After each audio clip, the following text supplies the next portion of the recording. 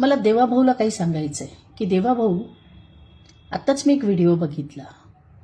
चित्राताई वाघ अशा करून हर्षवर्धन सपकाळ यांना धमकी देत होत्या. निश्चित दिली पाहिजे. हर्षवर्धन सपकाळ जे आहे ना ते पण घाबरले चित्राताई तुम्हाला, कारण तुम्ही वाघ आहेत. महाराष्ट्रात तुमचा दरार आहे, पुरुष लोक तुम्हाला घाबरतात. पण चित्राताई वाघ आणि देवाभाऊ, मला तुम्हाला एक विनंती करायची की महाराष्ट्रामध्ये सगळ्यात जास्त केस जर तुमची कोणी खराब करत असेल ना, तर ही तुम्ही ठेवलेली वकील आहे ना चित्राताई वाघ, ही करते. हिला जर तुम्ही वेळीच रोखलं नाही ना, तर अख्ख्या महाराष्ट्रामध्ये तुमची सगळी इमेज खराब करण्याचं काम चित्राताई निश्चित करेल.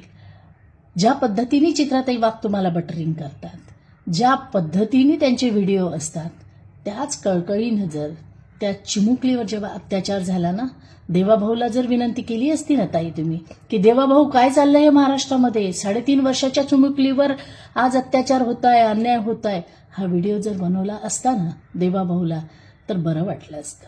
परंतु नाही. माझं जाहीर आव्हान आहे तुम्हाला. तुम्ही विचारता ना हर्षवर्धन सपकाळ कोण आहे, काय आहे. राहुल गांधींचा व्हिडिओ तुम्ही बनवला, तुम्ही विचारता ना राहुल गांधींना, तर चला या व्हिडिओच्या बाहेर या आणि मला विचारा. जाहीर व्यासपीठावर या. तुमच्या प्रत्येक प्रश्नाचं उत्तर देण्यास मी समर्थ आहे. परंतु नुसतं व्हिडिओ बनवून नाही.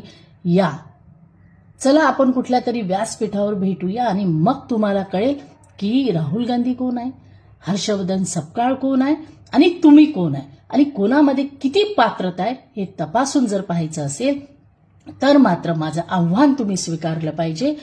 आणि यानंतर जर व्हिडिओ बनवायचे असेल तर बटरिंग न करता, बघा आम्ही कधीही पक्षामध्ये नेत्यांना बटरिंग करत नाही. आजचाही व्हिडिओ आहे ना हा बटरिंगसाठी नाही, परंतु ज्या पद्धतीची तुमची धमकी दिसली ना, त्या धमकीला कुठंतरी उत्तर दिलं पाहिजे. तुम्ही हे समजू नका की आम्ही तुम्हाला घाबरतो, आम्ही तुम्हाला घाबरत नाही. असं नाही की आम्हाला बोलता येत नाही, परंतु आमची संस्कृती, आमचे संस्कार आम्हाला कुठंतरी थांबायला मजबूर करतात आणि म्हणून आम्ही थांबतो. परंतु आज जाहीर आव्हान करते आहे की जर तुम्हाला या सर्व प्रश्नाचे उत्तर पाहिजे असेल तर खुल्या व्यासपीठावर या, तिथं आपण दोघी पण भेटू. धन्यवाद.